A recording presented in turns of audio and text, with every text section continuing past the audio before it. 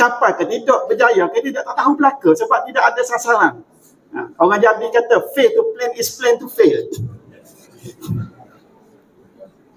Tidak ada apa-apa. Munasabah dengan KDNK Pertanian Negeri Terengganu, masa kita mula-mula masuk, negatif 2.5%.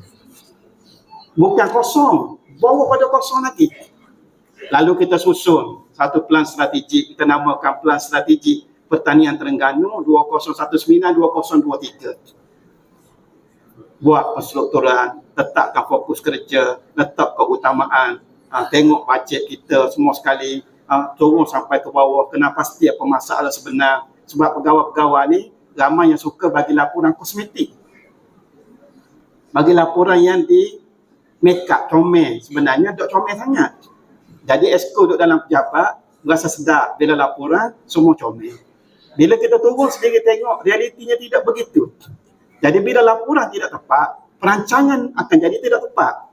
Kita mesti dapat laporan first hand info. Biar kita turun sendiri, jumpa petani, jumpa penternak, jumpa nelayan, jumpa rakyat kita. Biar dia boleh beritahu direct kepada kita tanpa perantaraan pegawai. Akhirnya bila kita dapat maklumat yang tepat, perancangan kita tepat. Alhamdulillah, 2023 KDNK Pertanian Negeri daripada negatif 2.5%, kita sudah berjaya angkat kepada 7.4%.